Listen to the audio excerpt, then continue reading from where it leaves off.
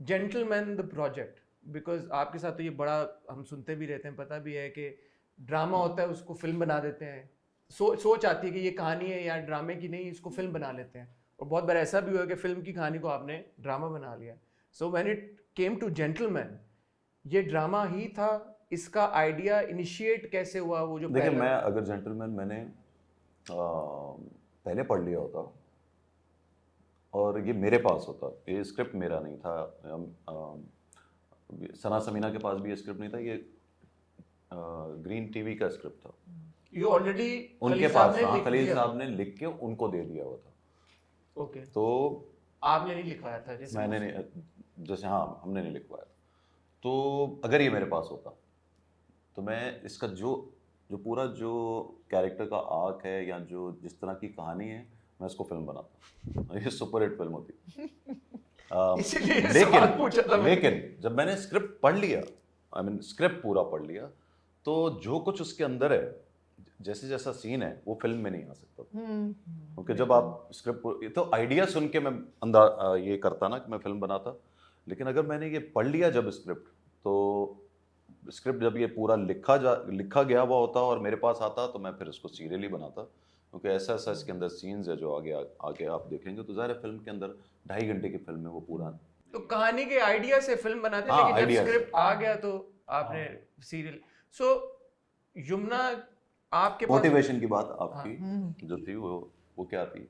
एक चीज़ ये कि स्क्रिप्ट अगेन जब आप पढ़ते हैं, और इनको याद होगा जब मैंने इनसे बात की थी कि यमुना मैं तुम्हें देखता हूँ इस कैरेक्टर में, तो तो मेरी एक्साइटमेंट का शायद अंदाज़ा हुआ हो आपको कि मैं खुद भी बहुत एक्साइटेड था कि यार मुझे भी बहुत ही अच्छा लग रहा है, बहुत और डिफरेंट है, अगेन कहानी बिल्कुल अलग है।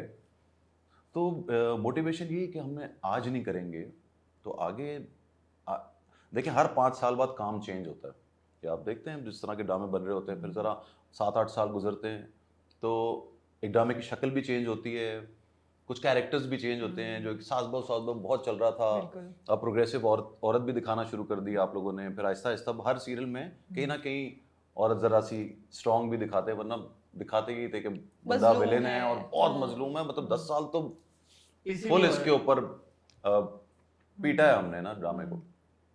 तो अब चेंज आज से शुरू होगा अगर, तो अगले 5 साल बाद जो बच्चे अब 17, 16, 18 के हो रहे हैं, उनके देखने के लिए भी कुछ चाहिए हमें। तो मेरे ख्याल से जेंटलमैन स्टार्ट है। मैं अभी कुछ लोगों से मिला, अभी मैं कहाँ उसके पॉडकास्ट के लिए गया, मैं मोविन पे, वहाँ पे 2 फैमिली बैठी थी।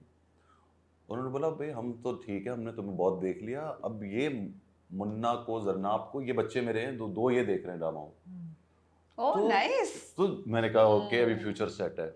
यू नो कि ये वाली भी अभी ये 5 साल और 10 साल चल रहे हैं बड़े बड़े। तो आपको मोटिवेशन यही थी कि चीज़ ऐसी बने। और लकीली हमें ये स्क्रिप्ट मिला जिसमें खलील साहब ने खुद एक ऐसा स्क्रिप्ट पहले नहीं लिखा हो। और उसके बाद जो मोटिवेशन की वजह से फिर आप चाहते हो कि यार हर बंदा जो लो इसमें कास्ट करो, या डायरेक्टर भी लो तो ऐसा लो जो उसके साथ इंसाफ कर सके और अच्छा बना सके। इसी तरह एक्टर्स भी ऐसे लो। तो हमने पूरी कोशिश की है कि हर कैरेक्टर के अंदर जो भी लोग हों वो अच्छे हों।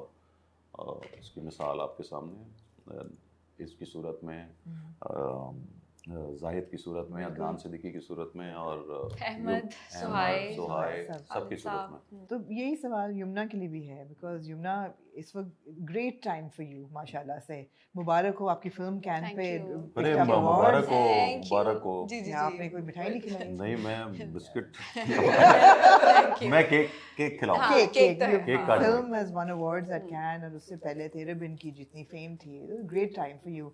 तो आप भी अपना प्रोजेक्ट बहुत carefully you choose your roles, and इसमें आपके लिए क्या मोटिवेशन थी? अच्छा, मुझे इनिशियली मेरा दिमाग इतना ऑक्युपाइड था आमना, कि मैंने जब पढ़ा स्क्रिप्ट तो मुझे एकदम से मैं डाइजेस्ट नहीं कर पाई, बिकॉज इट्स बहुत डिफरेंट लिखा हुआ है। 5 किस्तें मैंने 3 दफ़ा पढ़ी, मुझे समझ में नहीं आया। और फिर मैंने, मेरी समीना और सना से बात हो रही थी, फिर मैंने हुमायूं से पूछा कि आप आप क्यों समझते हैं कि मुझे इसमें होना चाहिए? तो उन्होंने कहा मैं इनिशियली तुम ही नज़र आ रही थी, जो स्ट्रेंथ चाहिए, जो कुछ थोड़ा सूफी टच भी चाहिए, तो उसमें बहुत सारे और बड़ा एक इंग्रेडिएंट्स ऐसे रिलेटेबल हैं। फेस भी चाहिए था। हाँ, सो ऐसे नहीं कि ऐसे कोई ग्लैमरस लड़की आके वो कैरेक्टर करे, ऐसा नहीं। वो एक बड़ी कन्विक्शन की ज़रूरत थी।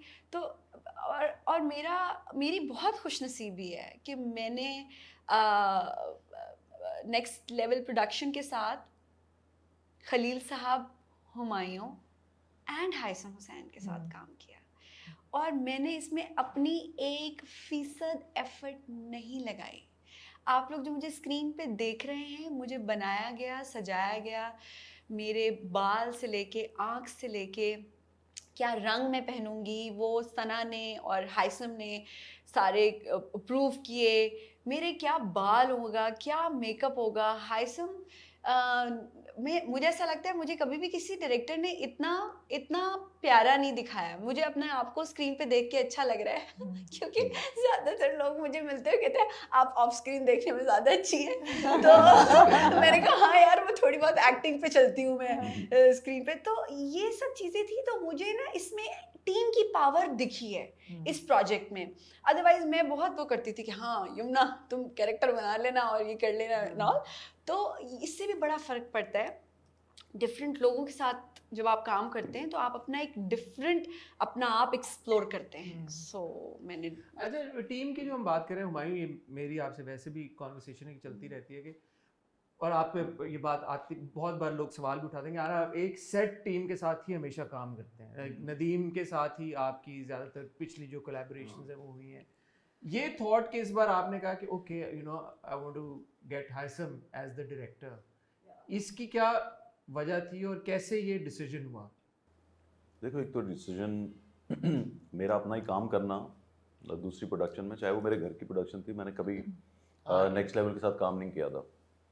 बट इसको मैं दूसरी प्रोडक्शन समझ नहीं रहा ना, ये at the end of the day भाभी एंड सना। सो हाँ, घर की प्रोडक्शन मैं कह रहा हूँ, लेकिन मैंने काम नहीं किया क्योंकि मेरा क्या होता है कि मैं सिक्स सिग्मा जो मेरी कंपनी है, मैं उसी के बारे में सोच रहा होता हूँ, उसमें फिल्म का सोच रहे होते हैं, वहाँ से जो प्रोजेक्ट्स आ रहे होते हैं, ज़ाहिर वो पार्टनरशिप AIY से है तो वो उसी के बारे में आप सोच रहे हो, तो आपको टाइम ही नहीं मिलता।